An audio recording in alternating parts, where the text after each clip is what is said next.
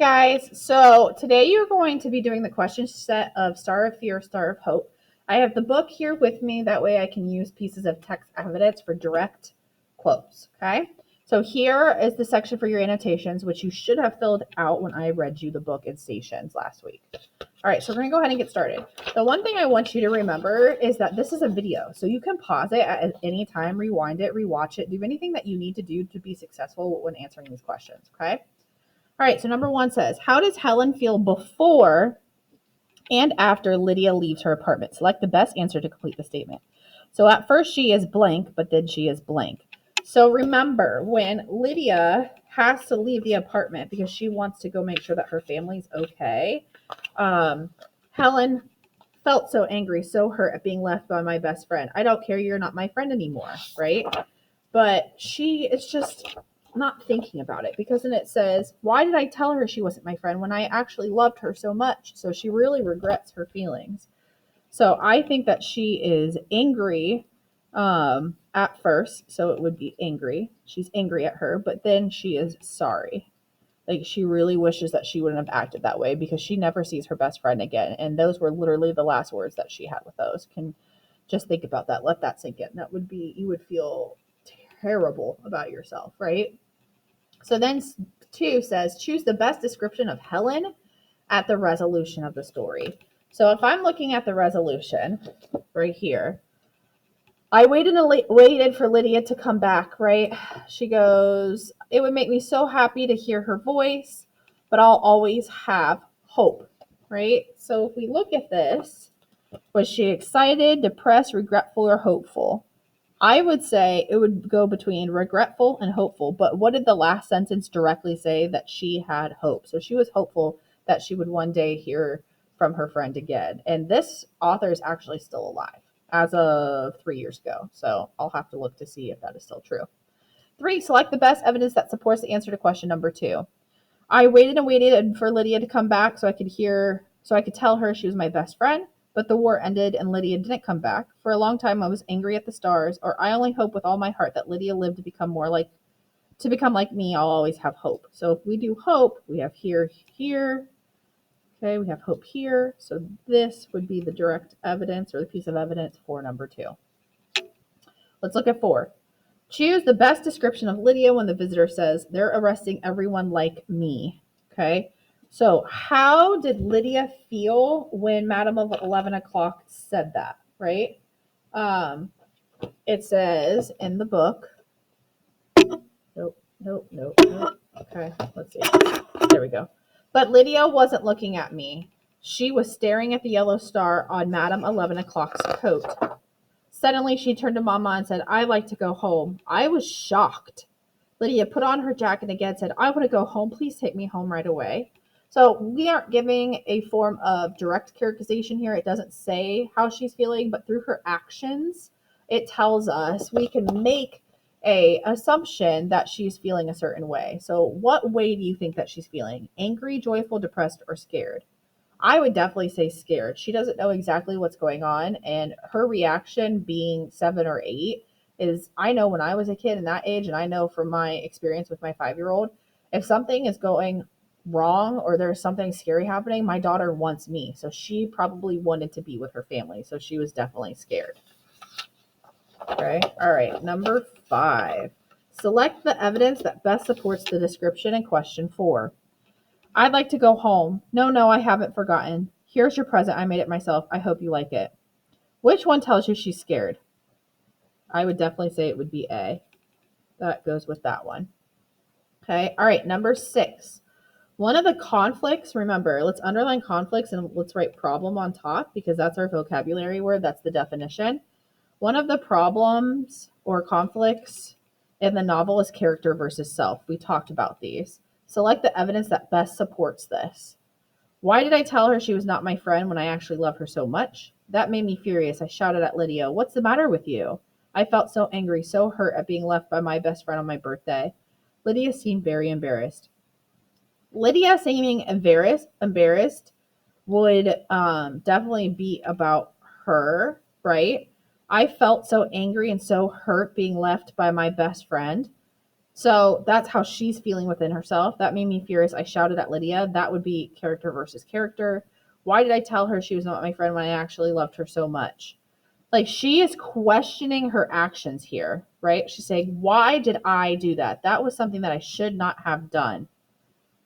So I would definitely say that it would be A. She's questioning what she did. She's questioning her motives.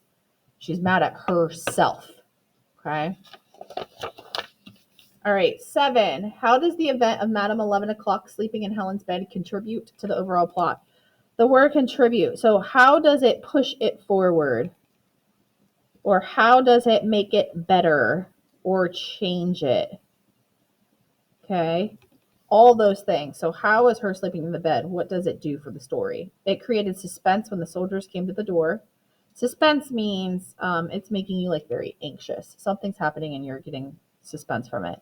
It showed how dangerous it was to be a Jew hiding in Nazi Germany. It introduces a new type of conflict in the plot. It builds mystery of why she was hiding. Well, we already know why she was hiding. It does not introduce a new conflict. We already knew what was going on because she had told us before that night, right? It showed us how dangerous it was. It's not actually showing us the dangers. It doesn't show us where they're going. So it does create suspense because you're like, oh my gosh, are they going to find out why she's there? And if they do, are they going to hurt everyone that was hiding her? So it creates that suspense. Okay. All right. So 8 says, why was Helen's parents' decision to take Lydia home in the middle of the night so important to the plot? I want you to go ahead and put use clear because that should have been in there, but for some reason I didn't add it. So what we're going to do is we're going to write clear down the side because that's how we train our brains to know what to put. And let's TTQA it. Why was Helen's parents' decision to take Lydia home in the middle of the night so important? So Helen's parents, and remember, you can pause this video at any time if you need to get caught up with the writing. Decision to take Lydia home was important because it was the turning point of the story and introduces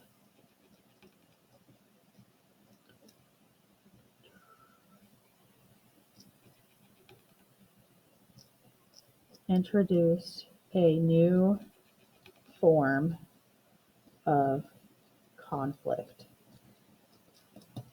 And we cross out our C. Okay. So that's the turning point of the story. When everything has been heightening up to this point where they decide to take her home. And it provides a new form of conflict between the girls. So maybe we could put that, a new form of conflict between the girls. Okay. All right. So now I need a lead-in phrase. As seen in the story. And we're going to go into a direct quote for our evidence. So I'm going to pull my book out because I can't get a direct quote without looking. Okay. And I want to talk about what happens afterwards. There wasn't anybody in the apartment. Their neighbors didn't know anything. Had Lydia's family been arrested? Has she escaped? So that's where, right here, this is what I want because that's super important. So they made that decision to take her home.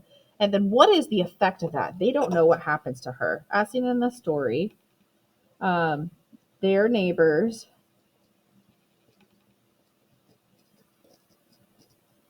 didn't know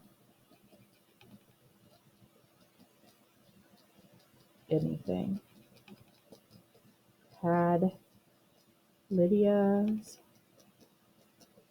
family been arrested?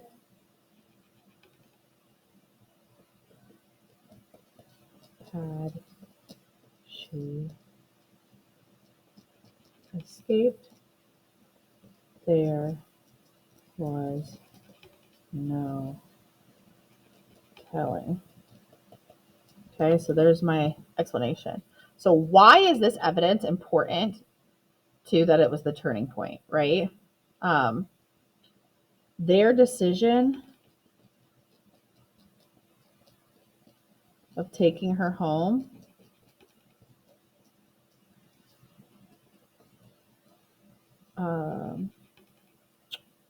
caused a ripple effect of her family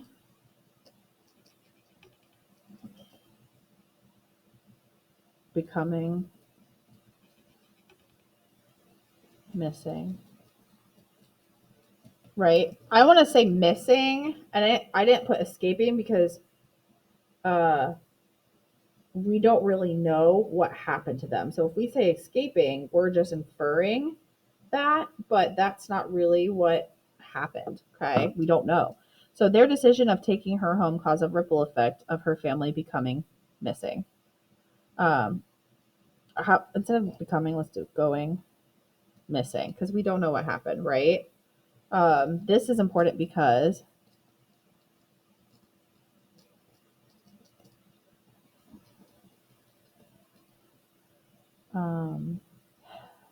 Helen never saw Lydia again and will always regret how she treated her. As you can see, that was our explanation. As you can see, their decision impacted the plot of the story. Okay, all right, I'm gonna fold this up so you can see all of it, and then you can pause the video and write it.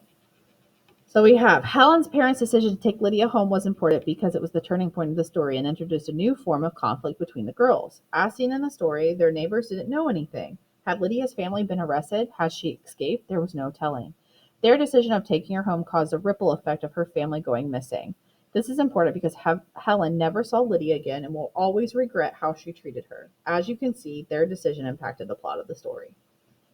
Okay, and we can cross off the R. All right, guys, go ahead and pause this video if you need time to write this, but I'm going to go ahead and move on so you can push play when you're ready. All right, so the last thing that we need to do is fill out that plot diagram. Okay, so it looks just like this. So let's do this. This is the exposition. This is the rising action. This is the climax.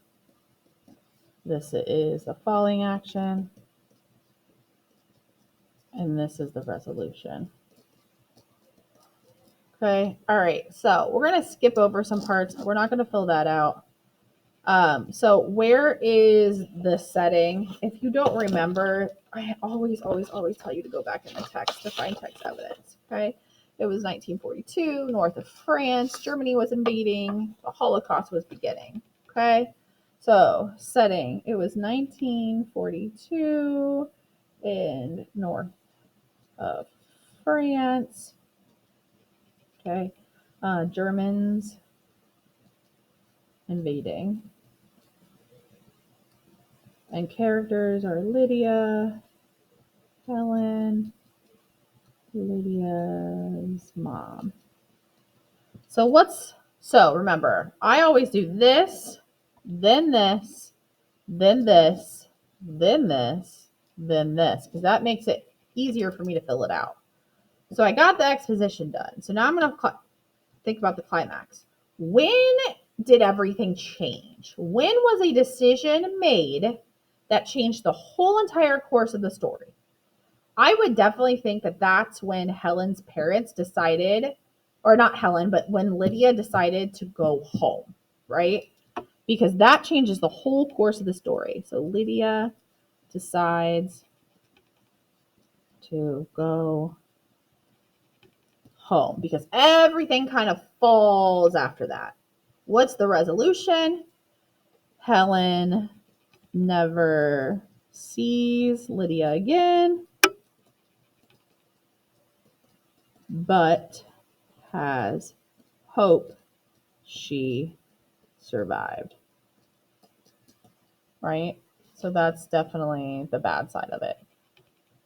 So now it's so much easier for my brain to go, all right, what happens in the in between the exposition and the climax, and then what happened between the climax and the resolution? So I would definitely think that the girls are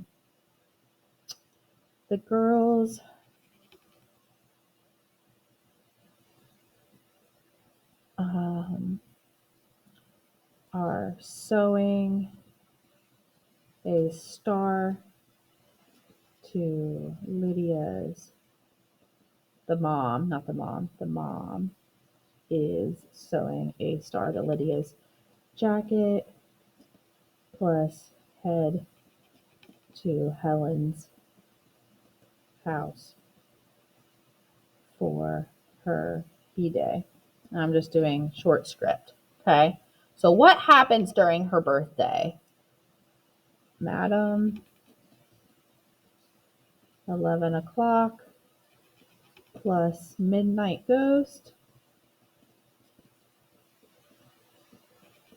Search for her neighbor.